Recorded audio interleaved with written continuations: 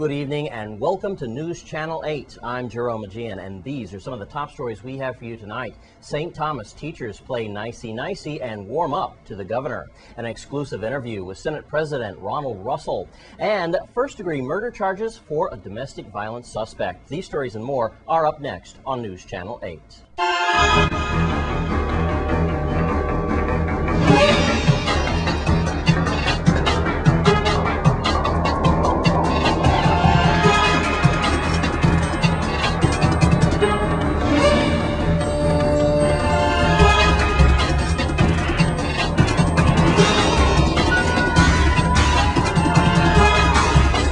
In our top story tonight, the teachers on St. Thomas treated Governor John DeYoung a lot better than the St. Croix teachers did recently. Let's take a look. Let's welcome, stand to our feet. In spite of, he's our governor. We're going to welcome him. Respect, Honorable John P. DeYoung Jr.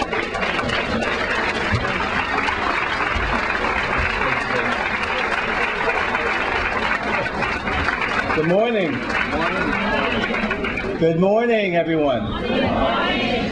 When we got the invitations for the summits this year, I had been counseled that maybe this was the year that I ought to just let them go by.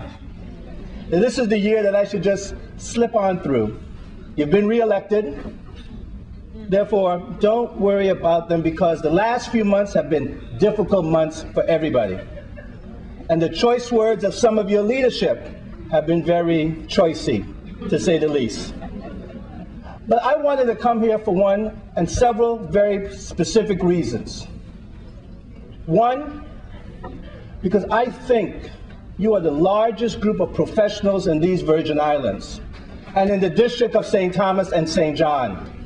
And I ought to pay you the respect that you deserve, irrespective of whether you disagree with me at all.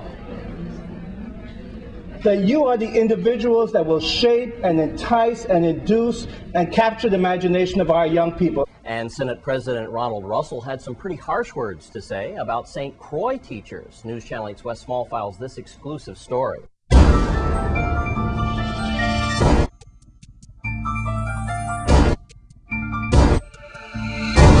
Thank you very much, Jerome. Here we are with Senate President Ronald Russell, and I have to tell you, Senator, yesterday was a total change about how you and Governor John DeYoung were treated. I listened to some of the bites, and y'all got to say what you had to say to the teachers and the professionals and so forth and the administrators, and you had some pretty rough words for your fellow Crucians over here. I have to tell you, it's almost like we don't know how to act and we don't know how to treat our government officials when they have a message for us. And it is what it is. You were treated completely different in St. Thomas than here on St. Croix. Yeah, and it wasn't harsh words, Wes. It's just a reality. That's what happened. We were treated with respect in St. Thomas. We were given the opportunity to give our message. My message was one about national pride in the Virgin Islands and why education is as important as it is. I mentioned that we don't own the property. We are an unincorporated territory, and our legacy has been built on education. Yeah. And education is having its difficulties now. The governor's message was very clear too, and people will know about that. But it is about respect. We were invited to speak. You could disagree with us completely, but at least give us an opportunity to speak. I was welcomed. They gave us a bag. They treated us, gave us water. They treated us like we were guests, which is a whole different... And that's what you were concerned about. Before you get into the 8%, the LEAC, and broken campaign promises, you were invited. Exactly. And as a guest and a host type thing, you feel St. Croix was just wrong and St. Thomas was right. It's just how you were raised kind of thing. Is that exactly what you're saying? Their values. And I know people are frustrated. And I know that dissension and the ability to protest is all part of a democracy. But there's a time and a place for everything. And we got to consider, if a teacher is in a classroom, would they like their students to disrupt the classroom atmosphere, stand up and boo if they disagree with the teacher? That's not the way we want to set an example for our students. But I'll say this, Wes. I received more apologies and people teachers there when I came out of the auditorium in St. Croix that saying that's not their behavior that they condone. And to me, it was just a very small group of teachers in St. Croix, because it seemed to me like the majority of teachers did not agree with that. When I went out in the parking lot, teachers said, "Oh, Senator Russell, I'm sorry how we behave, and let me apologize for the whole group." So it wasn't all the teachers, it was a small group, but we still have to improve on the behavior. And I think it's a good example of how we can make change for the positive. We won't have that happen again in St. Croix, and I think that people learn from their mistakes. All right, well, that's that. Thank you very much for clearing that up, Senate President Ronald Russell. The governor dropped the bomb last night. Your children are doing deplorable in our public school system, and Department of Education on the radar now. You parents at home, on the radar now, as well as administrators and officials in school. Senator, what are we going to do about our academic situation with our students? Well, the governor did late on the line, and our students are really below average and really... We're almost last. Yes. I'm talking about, what, 44th? Yes. There's not many more left. Yes. I think what we have to do is implore the community, parents and teachers and leaders, to have something like a summit to make a change in course, a change in our curriculum, a change in the emphasis on education, and a value for education, Wes. Students should want to go to school. They should love to read a book. They should really feel important when they participate in a quiz bowl or some type of challenge, academic challenge. We got to change the focus. But they could text message, though. I know they could text message, and that's what we face. A digital wall that's pulling our students away from the academics and from being the best they could be so that they could achieve. So we have to move away from that, Wes. Okay. I want to bring it home by saying it's our community, Wes. Unless we as a group, politicians, teachers, administrators, and parents come together to make education the most important thing, we will continue to fail. With Senate President Ronald Russell, I'm Wes Small for News Channel 8. And again, we want to thank Senate President Ronald Russell for his interview tonight. Thanks, Wes. And in other news tonight, a 31-year-old woman has finally been charged with first-degree murder. Donna Webb, better known as Baby D, was arrested yesterday afternoon. News Channel 8's Wes Small files this report from Paradise Mills. Thank you very much, Jerome. We are here one more time at Paradise Mills, where at least it seems justice has been done. Donna I. Webb, her charges have now been upgraded. She was arrested yesterday afternoon around 4:30 at 5 o'clock. Finally, her charges upgraded to first-degree murder. That for the killing of James Gaston. Happened right here a few weeks ago in apartment 3-4. You might remember that, where that young man, you're watching his picture now, died in his mother's arms. From that tearful exclusive interview, watching some of that segment right now from her mom, Flo Gaston. Well, now, $150,000 bail. That's what we believe the bail is. We went to Melody Rames. Melody Rames just told me a few minutes ago, as she is in St. Thomas. It's really not official yet, but at least it is some headway for the Gaston family and for Flo in particular. Again, Donna Webb, better known as Baby D, charges now upgraded to first-degree murder. Bail $150,000. This is unofficial, as it comes from Miss Melody Rames, who is on school assignment in St. Thomas. Jerome, if we have more official news by the time we have tonight, then I will give it to you. Again, this is the place of that deadly domestic violence assault. At Paradise Mills, I'm Wes Small for News Channel 8. And also tonight, a Frederickstead church gave the Virgin Islands Police Department a wonderful food basket earlier today. The congregation just wanted to say thank you to the heroic men and women in blue. Thank you very much, Jerome. We are at Rainbow Command, and these lovely people, the parishioners, the brothers and sisters of St. Paul's Episcopal and Anglican Church, which is located on Prince Street in Frederickstead, they are just giving the VIPD a variety gift basket. And Commander Orange in the school safety squad. He wears many hats here. Chief Howell out in the field, and got his number 2 guy right here going to accept this. I'm here now with several members, like I said, and we're going to start with Sister Isaac, Miss Paula Isaac here, and she's with the community outreach program inside the church. And why are we doing this to the men and women in blue? First of all, good morning. Yes, ma'am. We're doing this because we recognize that our police department, the policemen and women, have been serving us in Frederiksted, especially constantly supporting us. There's never a time that we call them that they're never there. They come even when we're not there. They protect our church. They protect the buildings. They look at, keep their eyes out. And they also protect us when we are there during the time we have services, and sometimes we have processions, and they're called on to escort us, and they're there.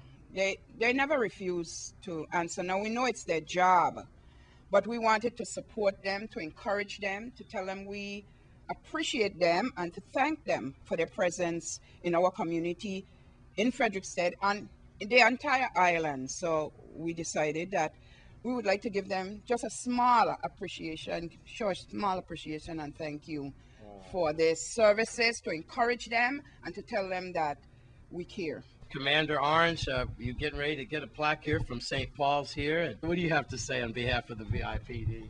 Well, I'd just like to say on behalf of the police department, Chief Howell, his office, and all the officers, we appreciate this gesture made by the church.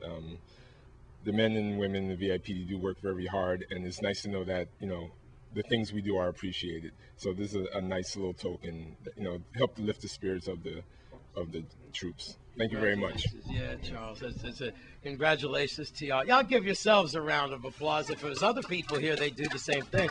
As the cameraman zooms in on the plaque, and other members have some words to say as well.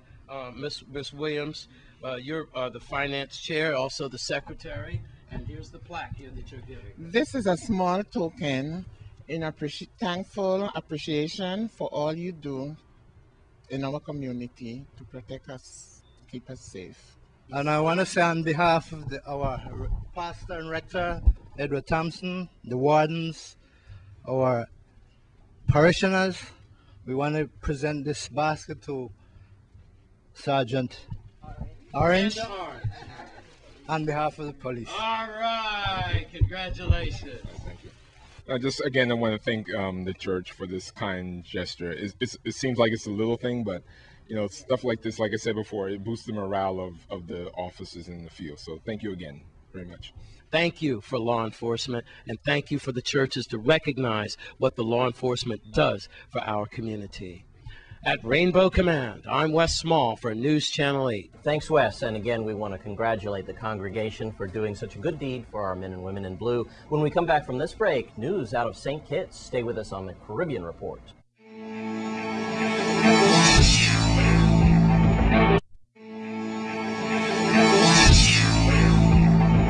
And let's take a look at your Caribbean Report for tonight.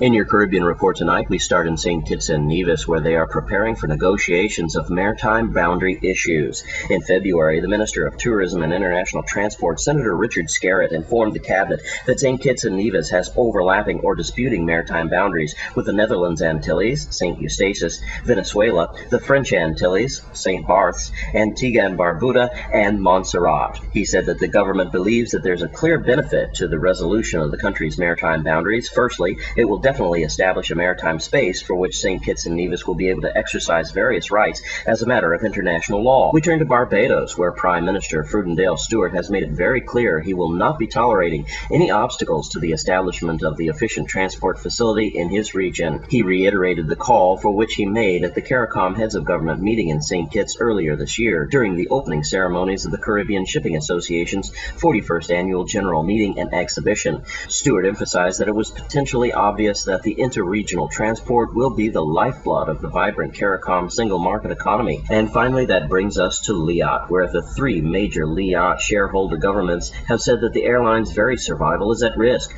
due to the economic environment's escalating fuel and other prices and its restive industrial climate. The assessment by Prime Minister Dr. Ralph Gonsalves of St. Vincent and Grenadines and Barbados's Frudendale Stewart and Baldwin Spencer of Antigua and Barbuda came as the airline celebrated its 55 years of operation. The trio said that the Antiguan-based airline must embrace change to adapt to increasing competition in the aviation industry.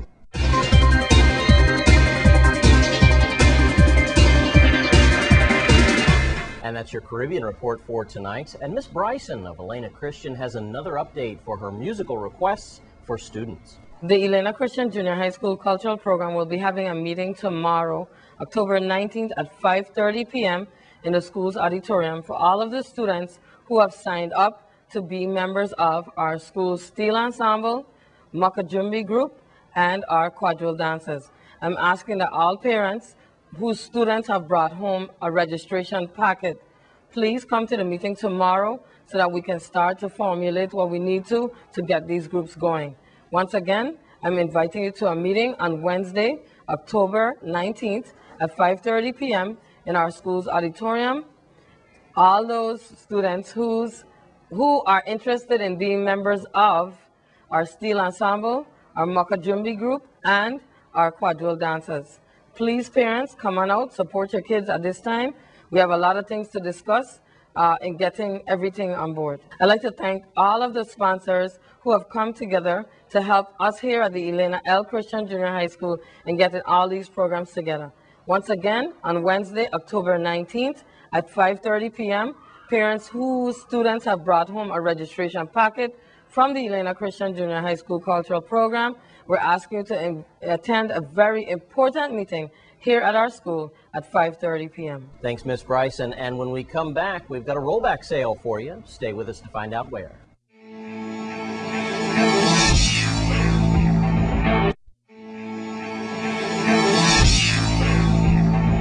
One Grand Princess business is having a rollback sale for you tomorrow. Here's Wes looking for extensions. Thanks a lot, Jerome. Ooh la la, huh? I got it like that. Got these beautiful ladies here. We are in La Grand Princess, Princess Plaza, as a matter of fact, at Visible Changes. I'm here with the owner and the proprietor. I got to spit it out. I'm stuttering because they're so beautiful, you know. I already knew where she was from as soon as she opened her. She's from San Fernando, from South. And I've got some Trinidadian background. And this is Visible Change. This is wonderful here. We're going to be taking a look at upstairs on like how you really treat people, all nice, the spa area and everything. And we're going to find out some background history about you and roll back prices to take care of that 8% blues, that LIAC blues, right? They got some great deals for you here. Well, welcome. And Cheryl, you're going to tell us all about your lovely place. First of all, how long have you been operating? I'm here 14 years now. Wow. Listen to that accent, see? Just really to the point. So tell us, you lovely person, what Visible Changes is all about and these beautiful ladies and what we can expect here and the rollback prices. Okay, Visible Changes is a full-service salon located in the Princess Plaza. We are trying to meet the community with the hard times we are going through. So we are trying to roll back our prices up to 25% off.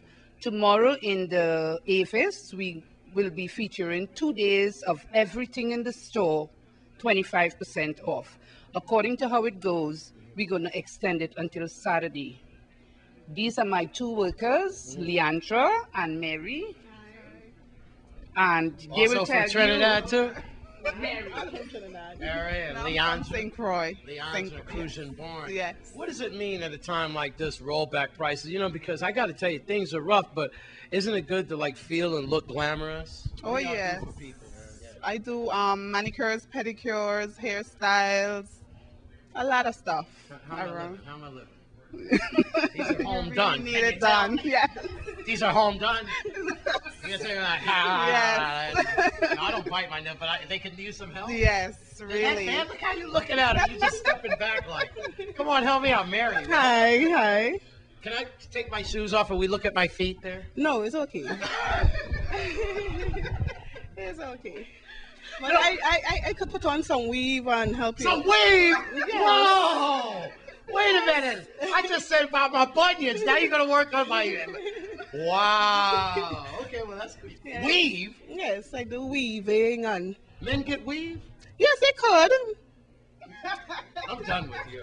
They've got a lot here. They've got bangles and beads, and they've got stuff to make you smell good, because the smell in here is off the chart. And they've also got a whole bunch of accessories. I could see that with hats and books and everything like that. How many days of the week are you open, or what are your hours, sweetheart? We open from Tuesday through Saturday from 10 a.m. to 7 p.m. up to Friday, and Saturdays from 8 a.m. to 6 p.m. Okay. Telephone number? 340-718-9808. Okay. And are you guys on the internet? Can people find out? Yeah, we're just starting to build our website. Okay, good. So Yes. we'll keep you posted on that. Yes. Visible Changes, La Grande Princess. Please pay him a visit. I know I will, for News Channel 8.